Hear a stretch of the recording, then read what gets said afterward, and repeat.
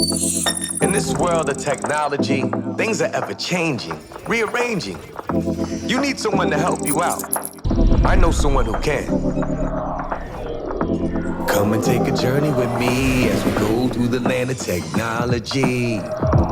You'll never be alone. You'll be with Paul Amadeus Lane in the tech zone. Song is still stuck in my head. Not Paul Amadeus Lane in the tech zone, but I'm titanium. Shoot me down, but I won't fall. Fire away, fire away. I'm titanium. I love that song. I know I'm butchering it like I don't love it, but hey, this is the Tech Zone on Paul Amadeus Lane. ABC News Radio, Kingmet, iHeartRadio, YouTube, Livestream, Stitcher. We're even on Deezer now. Check us out. Spotify. You can subscribe to the free podcast there as well if you're not listening here live on ABC News Radio, Kingmet. I talked about this in the beginning of the show about the Consumer Technology Foundation, how they are a great organization. They had a contest where particular startups that fit a certain criteria could be a part of CES 2020. They were looking for companies out there that help out the disabled and the aging population out there. And there was some great contestants. Steve Ewell, who is the executive director of the CTA Foundation, joined me on the last show talking about these winner chicken dinners. And I told him to put me in contact, if he can, please, with some of the winners. Well, he did just so, and one of the amazing startup companies is joining me right now about their great piece of innovation that's really going to help out those who are vision impaired. And we're also going to be joined by a very special guest, and I'm not going to spill the beans, so to speak. All right. So without any further delay, let's catch up with this marvelous company. And I'm so happy to have with me right now the recipients and one of the winners for the Eureka Park contest that my friends over at the Consumer Technology Association put on for CES 2020. We have CEO Jose Gastambide. He's the CEO over at Access Explorer. Great to have you, my friend. And Mike May, Chief Evangelist over at Access Explorer. How you doing, Mike? Good. Nice to be here. Hey, great to have you guys, and congratulations to you both. How does it feel? Feels wonderful. It feels great. Yeah, it's an absolute honor. It's really fun and humbling to have our accomplishments and our technology validated, and I think we're just really excited to showcase what we got and show the world what we've been working on. Yeah, it's awesome. And Jose, wanted to ask you, just how does it feel, you being the CEO and where the company started, to have it now being showcased at the Super Bowl of tech? How does that feel? I feel really proud of the team and the hard work. You know, we've been laser focused on putting together a tool that has a lot of value and meets the needs of individuals who are blind and visually impaired, specifically for indoor navigation. And the team has been really hard at work for many months. And we're really excited to show the world what they've been working on and the kind of value that we can add. I am blown away by it. You know, doing some research on it and checking it out. My friends over at the Consumer Technology Foundation, they just speak, the gospel about what you guys are doing over there. And I'm glad we have the chief evangelist on with us, Mike May. So, Mike, what is it like to have this recognized at CES, and just how assistive and adaptive technologies are really now at the forefront when it comes to tech?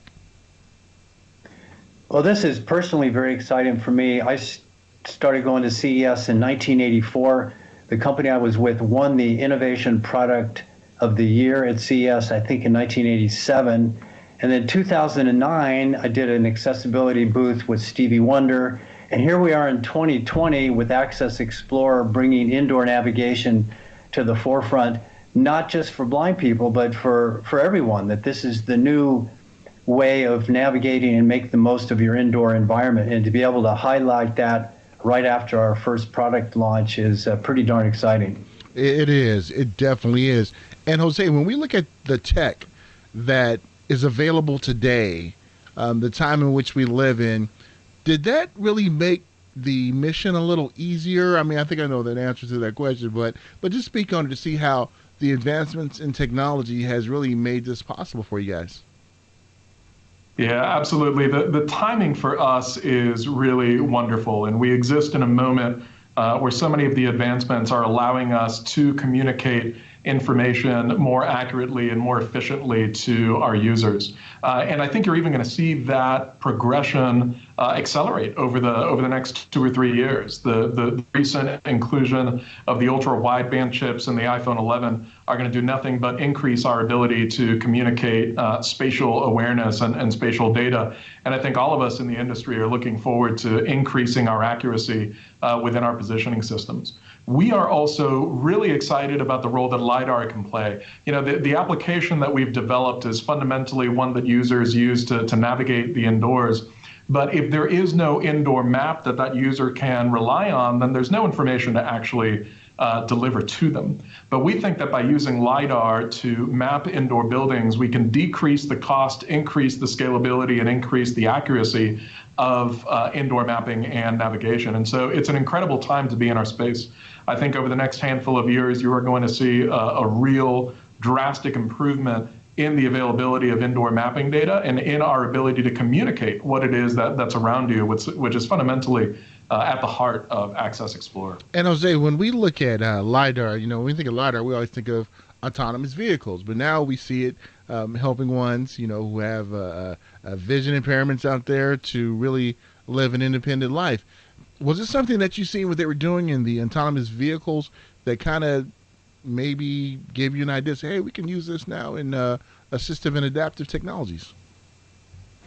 Yeah, you know, LiDAR as a technology has been around for many decades, but it was the autonomous vehicle market really using it as the underpinning technology for self-driving cars that I think has led to more commercial viability. And in particular, you're starting to see both the cost of LiDAR devices decrease and their efficiency increase. It wasn't uncommon to see devices that were generating about 40,000 points per second over the last couple of years. Now we're seeing devices that are mobile that can reach up to 300,000 points per second. So the combination of the reduction in size, the increase in effectiveness, and the reduction in price just makes it the perfect opportunity to use LiDAR in a way that's much more scalable and widespread than it has been historically. And frankly, all of us in indoor mapping are really just the net beneficiaries of the great work that's being done by the LiDAR manufacturers, particularly in the context of autonomous vehicles. We're downstream of that and really benefiting from it. I love it. I love it. And Mike, for you personally, you know, being at CES back in 1984 to really look at where we're at today when it comes to technology and being at the forefront of assistive and adaptive technologies and the importance of it, what does it mean for you just to see the strides that you guys have made over there? Well, it's huge. When I launched the first ever accessible GPS in 2000, there were a lot of naysayers, and now GPS is widely adopted. Nobody thinks about it, they just have it, and that's just the way they operate. They couldn't get by with a paper map if they had to. And for blind people, when you don't have access to print signs outdoors or indoors, having accessible navigation is the difference between participating and not participating in a life, in work and play. And so to be able to bring this level of independence to blind people indoors that we've been able to generate outdoors is really monumental for us. And to do that at CES, where we've been acknowledged for accessible GPS products a couple times over the years, now here's the first time that we'll be able to show that with indoor navigation. I love it. And for a person who lives with a disability myself, mine is a mobility disability, being a quadriplegic. I always am really just intrigued of the other technologies out there that touch other segments of the population who have a disability. And when you look at the newer generations who are coming who have these different disabilities, this is kind of like all they know. So Mike, you know, being a part of this for a while, you can tell them some stories of how it used to be and how it is now. Yeah, and it really is indoor navigation for all. I just came back from an international airport conference talking about accessibility in Dubai. I was at the Travelability Summit in San Francisco, and people of all disabilities were there. And so indoor navigation really applies to mainstream. You want to know where are the ramps, where are the accessible bathrooms, which restaurants have Braille. This is all part of the data set that can be made available and really be enabling to everybody. And even for people who are, somebody's a fully sighted, fully capable, supposedly, but they're not a very good traveler, it'll give them a lot more confidence and as they're prompted along the way to find their gate, find a restaurant, and so forth. Wow. I mean, what you guys are doing is incredible. And Jose, I love what you guys have on your website. And I'm going to read it because sometimes I mess up when I quote things. It says, independence is a beautiful thing, or where I grew up at, a beautiful thing. So talk about why, Jose, you as a CEO decided to tackle this. I mean, as a techpreneur, there were many avenues that you kind of may have went into when it comes to the tech field, but why choose this field in particular? Yeah, so I'm what I like to call a bleeding heart capitalist. I'm a returned Peace Corps volunteer turned McKinsey consultant turned social entrepreneur. And I think, spending my days focusing on something with a direct benefit to the people around me and to my community has always just been in my blood and been in my bones. And I had the good fortune of moving to Louisville about 2.5 years ago following my wife. And Louisville has the American Printing House for the Blind, a 161-year-old nonprofit, the oldest nonprofit in the world that's been focused on the needs of individuals who are blind. And it is an absolutely incredible platform to bring about change and to advocate and to bring about products and services and ideas and innovation in service of individuals who are blind. And when I was approached to take over as the CEO of Access Explorer, I found the mission worthy. I thought the timing was incredible, and I thought the platform was the ideal platform to do what it is that we're trying to do. And so it was really the convergence of a mission that I believed in, partners who I thought were the perfect partners to do it, and the timing in terms of technology that we couldn't have scripted any better.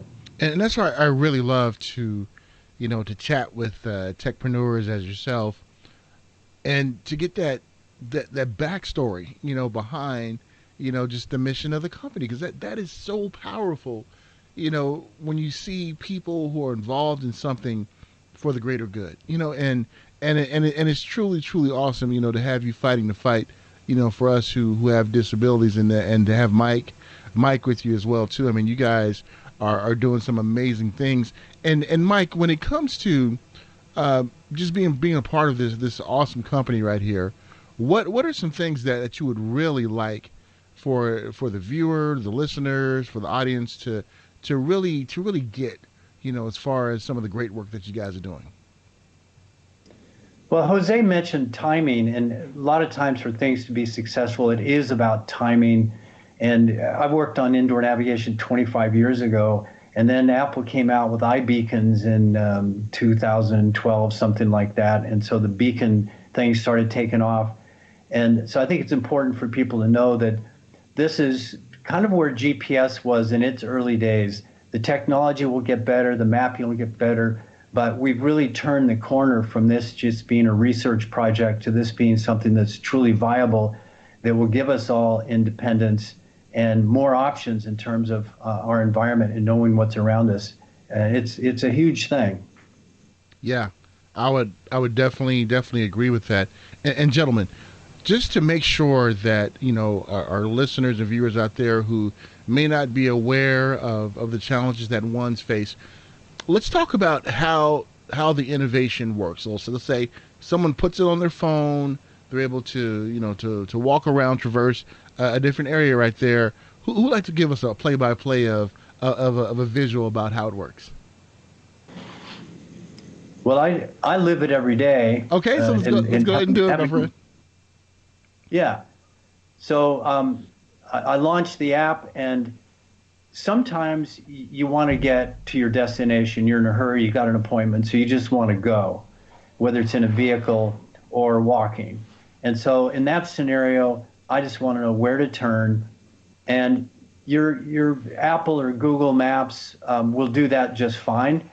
But a lot of the time, I also want to know what's in between. It's not just about the destination.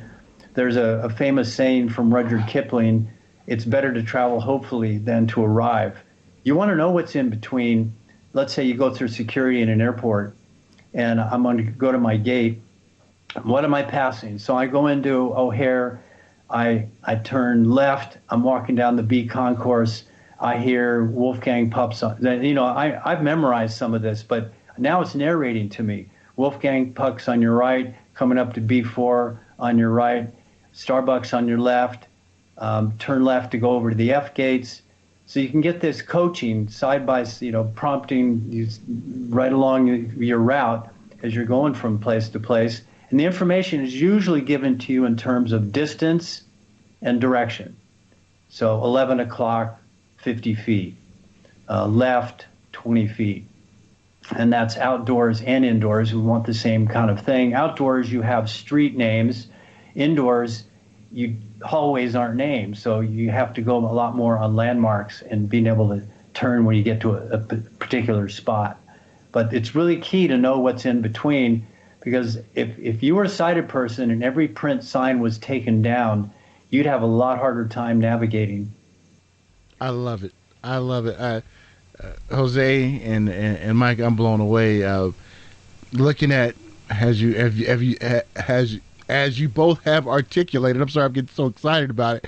How others with various forms of disabilities, are able to use this as well. Because I think about my father. He's 85. He had a stroke like 3 years ago, and his cognizant skills are kind of messed up. And just the peace of mind that caregivers, parents can have, Jose, it's gosh, man, I'm getting emotional, man. It's pretty cool, man, what you guys are doing. Yeah, and it's interesting you mentioned that. Certainly in the immediate term, we are focused on the needs of individuals who are blind. But to Mike's point earlier, indoor navigation and navigation as a whole is a need for hundreds of millions of people, well beyond solely individuals who are blind. And there's a lot of value to be extracted from that. I mean, even folks who are sighted have a hard time navigating hospitals in their city. Or imagine if you're a student showing up to a university for the very first time with some kind of other ability or impairment. Even if you have your sight, it's going to be difficult to get around. And so we truly believe that there's a lot of value in indoor navigation for literally every human on this planet. And if you look at the history of tools and products that were initially developed for a small niche of individuals, many times they go on to be important innovations for the broader market. The very first audiobook was developed for individuals who are blind, and it's now a multi-billion-dollar market. The curb cut effect is well documented and originally put in place for, again, a relatively small sliver of the population. And now we all benefit as a result. And so we firmly believe that what we are addressing are the super users and the folks who are most in desperate need of the information that we're trying to gather and disseminate. But ultimately, this is going to be to the benefit of everybody. And this is one of the things I wanted to find out, too, and I'm so glad you shared that with me, Jose, is that when you guys were found out about this contest with Eureka Park Consumer Technology Foundation, the thoughts in your mind, were you like, well, they probably won't pick us because there's going to be several entries, so why even bother? Did you have those kind of thoughts? Not really. Our team feels really strongly about our mission, and we feel really strongly about our work and our product. Every entrepreneur goes through existential moments, and that is certainly true. But we have never doubted the value of what we do and the quality of the product that we're about to release. I love it. And Mike, before I let you go too, now you talked about how we can navigate, where we're going, help us where to go. Can our caregivers find out where we're at too? Because if I ever get something like this, I don't want my wife to know when I go to Popeye's Chicken. So can I block that out? Yeah, of course. These are all opt-in systems. There's lots of systems now for tracking you. And you have to opt in. Just in your contact list on your phone, you can go in and share your location.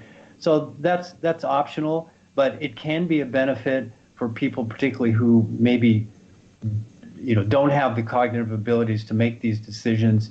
The caregiver can certainly track them either from the phone that's on them or other devices that are specifically meant for that purpose. All right, well said. So before I let both of you go, really this time, I'm just enjoying talking to you guys. I don't want to let you guys go, but anything else out there you like for the audience, the listeners, ones who will be attending CES to come check out this wonderful piece of innovation? Why don't we start with you first, Jose? Yeah, great. So accessexplorer.net is our website. You can go on there to learn more about the technology, how it works, and different ways to partner with us, and follow along. It's going to be a fun journey. I totally agree with that. And Mike, any closing thoughts or any closing words out there for the viewers and the listeners?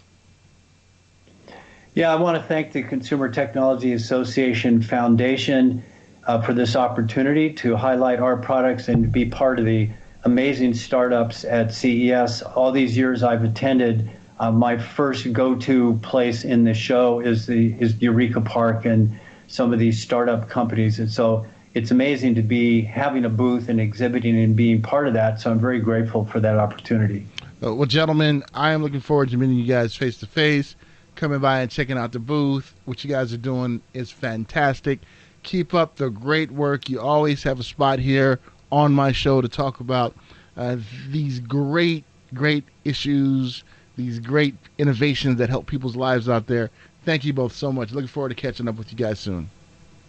Thank you, Paul. Thanks, Paul. A huge shout out to the Mike May.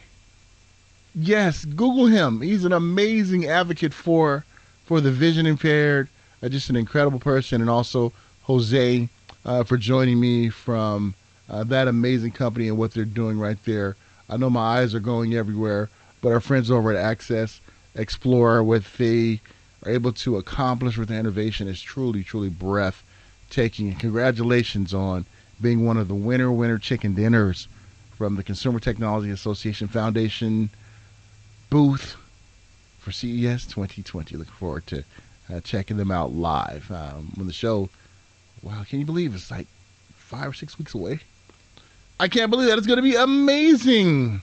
Hey, before I let you go, you want to pick up some great solar products, especially as Black Friday and Cyber Monday are just around the corner. Right now, think seriously about sustainable solar technology out there from our friends over at GoSun. Go to their website, GOSUN.co. That's GoSun. They have some great solar innovation out there that can help us out when emergencies arise. And they have cookery. They have a solar table. They have solar lights, solar refrigeration. And these are not like a big solar refrigerator, but kind of like a solar ice chest. Check it out. Go to their website. And when you go there, make sure you use promo code TechZone, all one word, for your savings as we are coming up to Black Friday and Cyber Monday. Check it out. And if you get one of these cool gadgets that they have, this sustainable, resilient technology, let me know. All right, I'll give you a special shout out. All right, when we get back, we're going to catch up what's going on in the gaming world. Don't go nowhere. Be right back here with more Tech Zone on Titanium. Shoot me down. I won't fall. Fire away, fire away. In this world of technology, things are ever changing, rearranging. You need someone to help you out. I know someone who can. Come and take a journey with me as we go through the land of technology. You'll never be alone. You'll be with Paul Amadeus Lane in the Tech Zone.